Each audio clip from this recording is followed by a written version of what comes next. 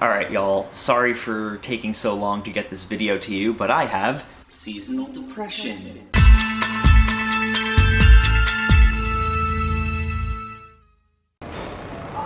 Stuart Gordon's Castle Freak. There's somebody else here! There's somebody in the castle! Before I get into the remake of Castle Freak, because that is a discussion that's coming, I want to talk a bit about the movie that inspired it first. Castle Freak is a 1995 film directed by Stuart Gordon, the director of other Lovecraft classics like From Beyond and Dagon and Reanimator. It stars Jeffrey Combs, Barbara Crampton, and Jessica Dollarhide, and it tells the story of a small family who inherit a castle in Italy, only to discover there's a freak living in the walls. Charles Band, the producer, had a poster in his office titled Castle Freak that involved like a Quasimodo figure being whipped by a woman. And when Stuart Gordon asked him what it was about, Charles Band said, "There's a castle, and that's a freak," and then proceeded to offer the project to Stuart Gordon and give him complete creative control over it as long as it maintained a castle and a freak. So a script was written loosely based on Lovecraft's story The Outsider, and Castle Freak was born. And wow, this movie's actually kind of great. The family drama at its core, set around a crumbling relationship between John and Susan.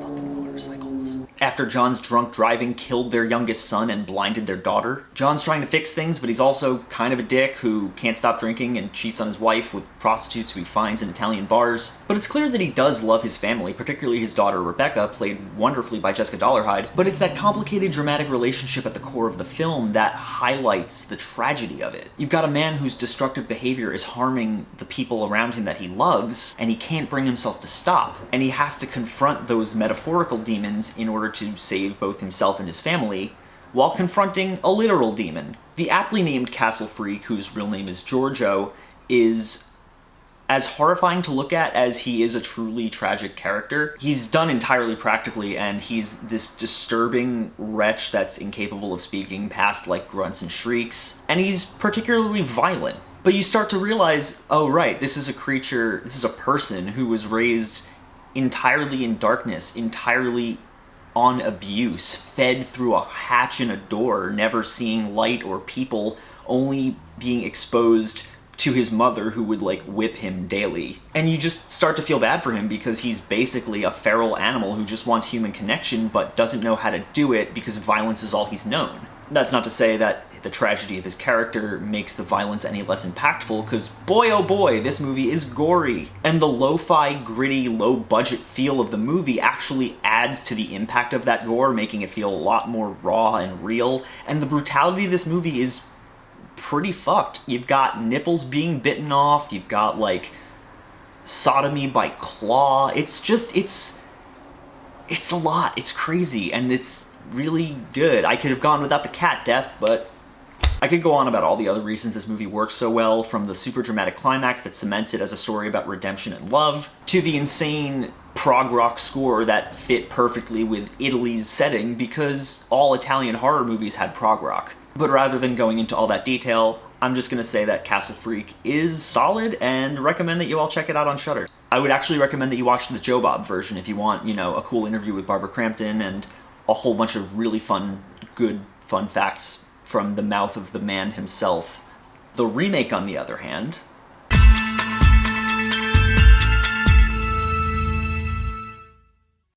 Hey, how long till we get there, man? Just a few more miles. I've never seen anything like this. Welcome to Waitley Castle. This was my mother's house? Yes. Castle Freak, the 2020 version, is directed by Tate Steinseck and is a modern-day reimagining of the original Castle Freak, produced by one of the stars of the original film, Barbara Crampton. It stars Claire Catherine as Rebecca, a young woman who inherits a castle in Romania, I think, from her estranged mother shortly after she's permanently blinded in a car accident caused by her shitty drunk boyfriend. And there's also a freak in the castle.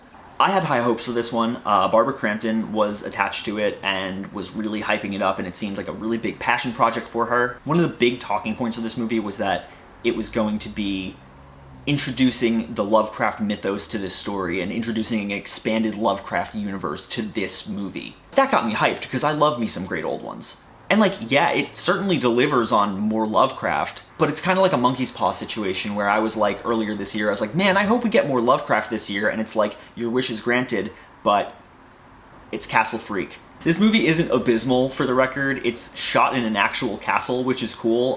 It makes for a really cool environment. It's got some really insane Lovecraftian imagery toward the end. And yep, that's all I liked. The remake of Castle Freak fundamentally misunderstands everything that made the first one so great, turning a tragic story of redemption into a generic slasher film set in a castle and stripped of all thematic potential. It takes a family of 3 well-written 3-dimensional characters from the original and dumbs them down or just full-on replaces them with cartoonish, stereotypical dickbag friends of Rebecca's really shitty boyfriend.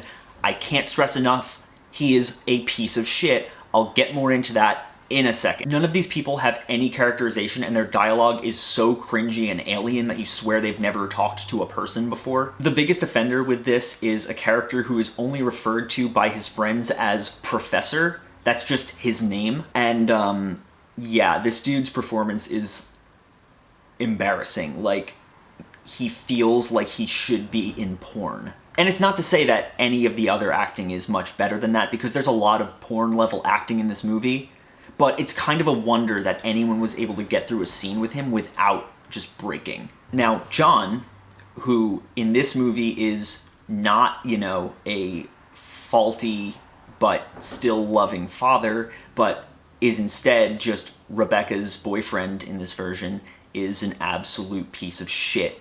If you take Jeffrey Combs' character and rip out any shred of humanity that made him an interesting, well-rounded character, and made him the most loathsome, inhuman scumbag on the planet, you'd have John in this movie. He's constantly cheating on Rebecca, and like in front of her before she was blind, and then taking advantage of her blindness to cheat on her some more. He's constantly making tasteless references to her blindness. It's literally his fault that she's blind. I don't know why she would stay with him after that. And like, he literally does not give a shit about her aside from just as an object to gain material wealth. Even Rebecca, who's the main character, is totally shafted here since she's basically got no agency whatsoever. She stays with her piece of shit boyfriend after he cheats on her repeatedly, like in front of her, and just rubs it in her face. And he's solely responsible for her being blind, but also we don't ever get to see how she feels about any of this. Or if she even really cares, because Rebecca has literally no development outside of learning of her parentage, which we'll get to that in a second. What drives me nuts about this movie is, given the excessive gore and bad acting and really bad dialogue and way too much sexualization, you would think this movie would be going for camp and be really self-aware. And at times it is, and then at other times, a scene later, it's throwing like violent rape at you and asking you to be taking something deathly seriously. It can't commit to one tone. Like, is it supposed to be funny, dramatic, disturbing? Am I supposed to be emotional? What am I supposed to be feeling here? Now, let's talk about that expanded Lovecraft universe. Yeah, it's certainly there. And by that I mean there are a bunch of Lovecraft references in this movie. A bunch of pointless, irrelevant Lovecraft references. The plot of this movie is now tied into Yog-Sothoth for some reason. And like, he does show up for like a shot and it looks really neat.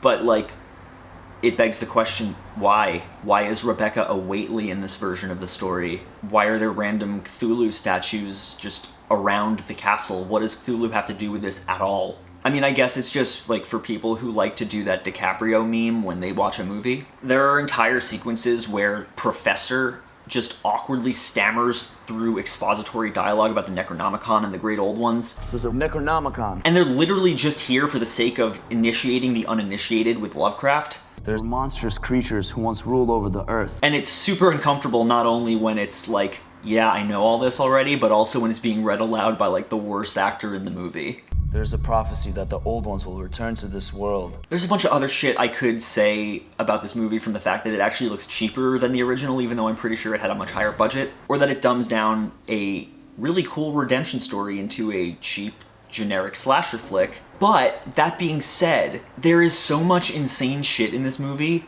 especially in the third act, and it's so insane and so campy and so ridiculous and has to be seen to be believed. Especially the last shot of this movie has to be seen to be believed. I'm gonna say that Castle Freak is ironically enjoyable. In spite of its flaws, it's one of those films that is so insane, you just kinda can't understand what I'm saying until you see it for yourself. There's so much wrong with this movie, but it almost ends up having kind of a Veronica effect, where it becomes so damn entertaining because the acting is so damn terrible. I don't know, for that, I think it's worth a watch. You can find it on Shudder right now.